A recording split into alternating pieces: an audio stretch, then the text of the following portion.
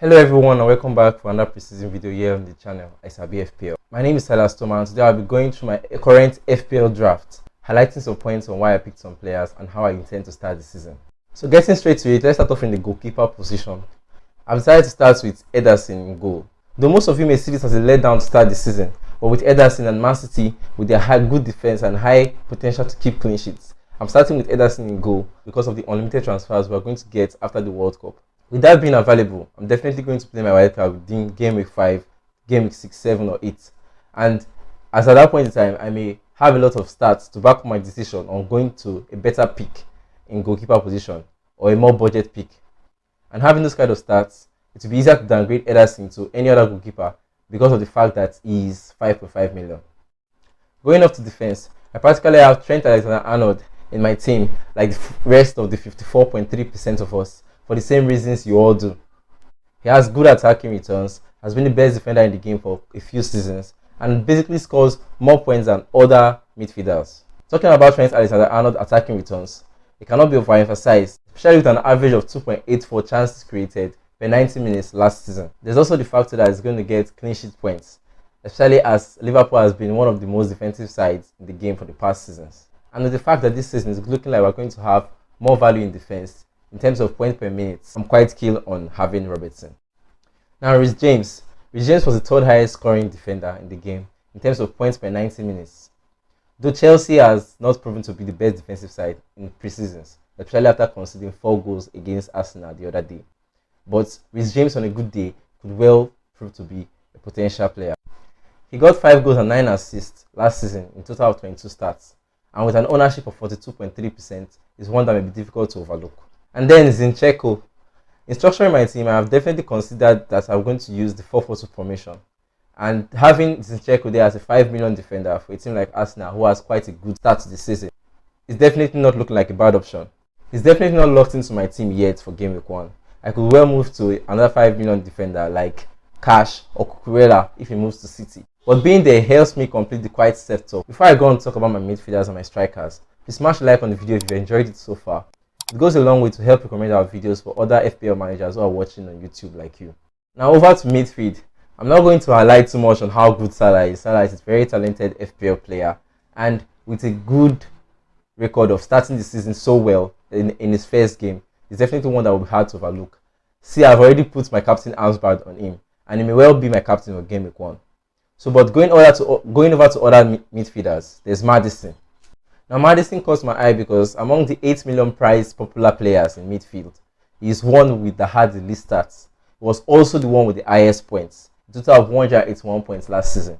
And this was because he had European competitions to play and also some tight congesting fixtures, especially with COVID and everything that came with last season. He also had injury at some point in time.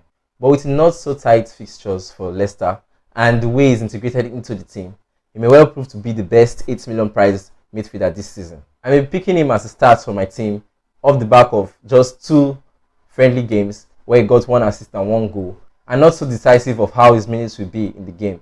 But like I said again, it may just be for 5 game weeks or even 6 or 7 game weeks, as I may be looking to play my wild card early on due to the World Cup unlimited transfers that will come after.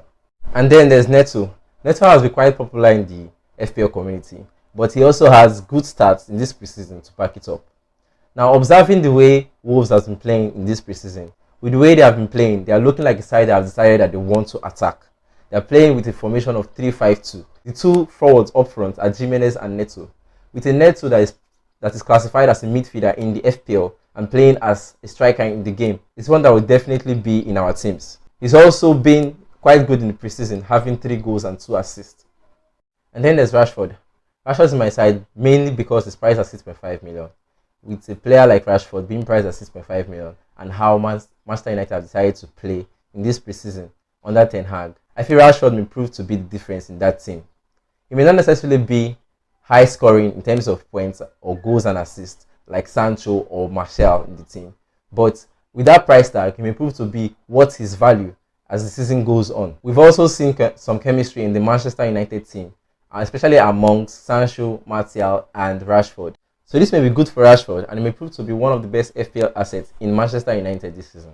So talking about Manchester United and going to my forward line, I definitely was considering having Martial alongside Harry Kane in my forward, but I'm currently on with Ivan Toney of Brentford.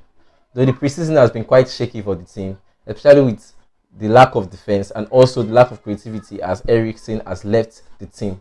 We may not see a very good performance from Brentford to start the season, but with a player like Toney at 7 million in that side, who is a talisman for them and also on set piece on penalty duties, is definitely one that could prove the difference. I may also change the approach for the remaining part of the season, moving him to a 7.5 striker like Anthony Martial for Manchester United or otherwise.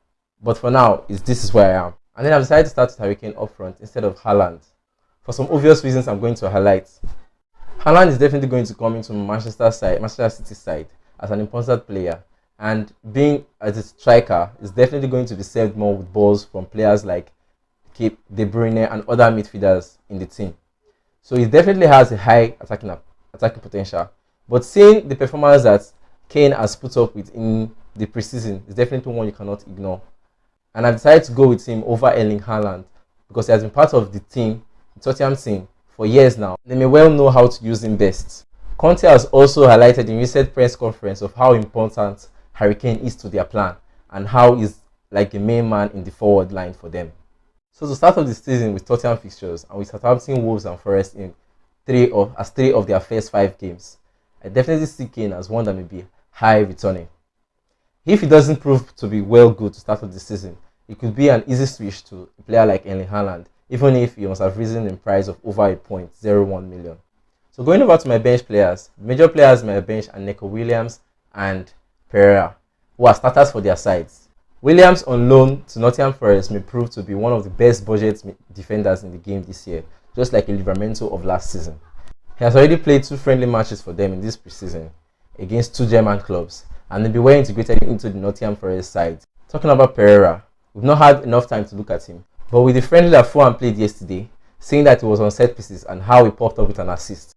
So that's it for my current draft. A few things could change before the season starts, but this is where I'm currently at. I would appreciate you dropping a comment to tell me how I could improve in this draft or what you feel I'm getting wrong. Be sure to like the video, subscribe and put on the notification bell if you're new to the channel. Ciao, and I'll see you in the next one.